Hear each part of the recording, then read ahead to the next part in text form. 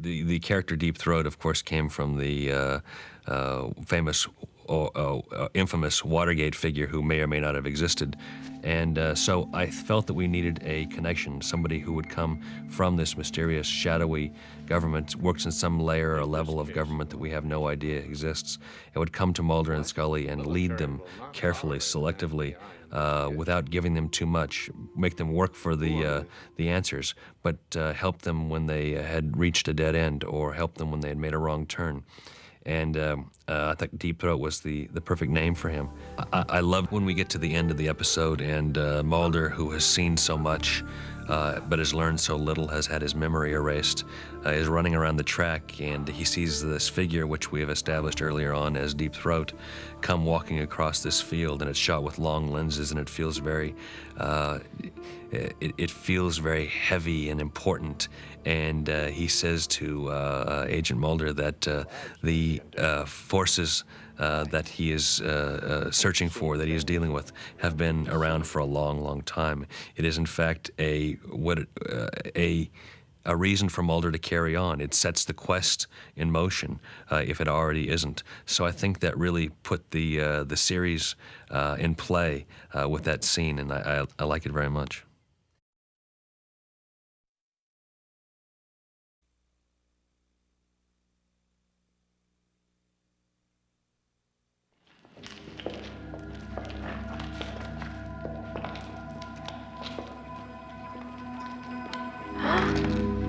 Oh, wait.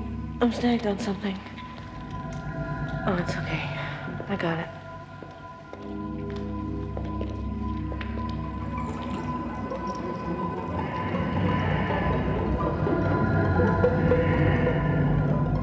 I wanted to give them a roller coaster ride, one that they couldn't get off of for an hour.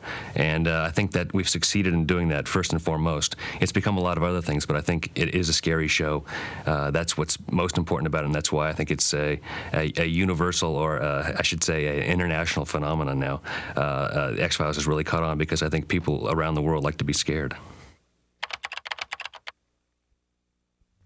When I created the X-Files, I knew that I wanted to depart as quickly as possible from the UFO extraterrestrial storyline, because I knew that the stories couldn't sustain themselves, or the series couldn't sustain itself just by telling that kind of story. In the conception of Squeeze, the monster, who was a guy who could squeeze through the tiniest places, really was the idea that, of Jim Wong and Glenn Morgan, who had come onto the show. And I think that they not only wrote a wonderful character in Mr. Toombs, but they cast a great actor in Doug Hutchison to play the part.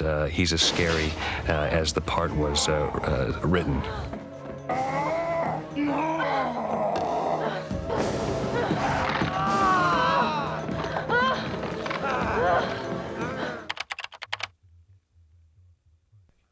I was actually on the set during the filming of that scene where Eugene Victor Toombs slides down that chimney.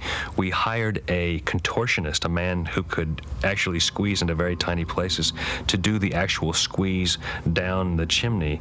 And then the shot you see where you're looking upwards and Eugene is reaching down and his hand stretches is the magic of the art director, whose name was Michael Nemirsky, and the man who did the effect, whose name is Matt Beck, who's done 3 years of the X-Files and done a wonderful job for us.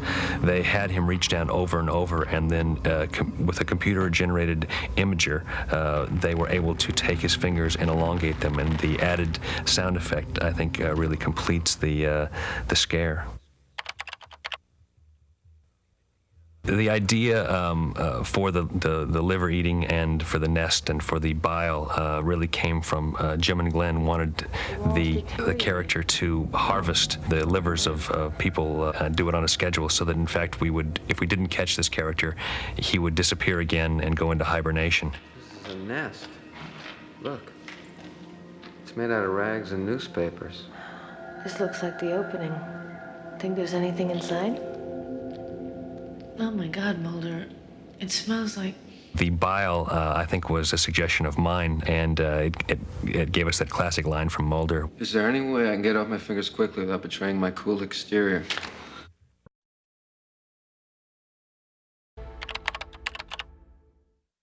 Conduit came out as a result of a kind of a kernel of an idea that I had that Howard Gordon and Alex Gonza, who were writing as partners, expanded on. We had come up with this idea of this boy writing down the digits 1 and 0, which are the digits in all digital information. He was getting them through the television, inexplicably.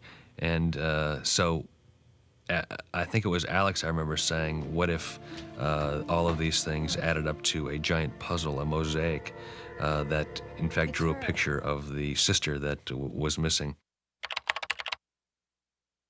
I think one of the most successful parts for me is the realization by Scully at the end that Mulder, in fact, may not be a crackpot, that in fact the science that she so depends on points to an abduction, that the girl's physiology, body chemistry at the end of the show says that she may have been in a state of weightlessness.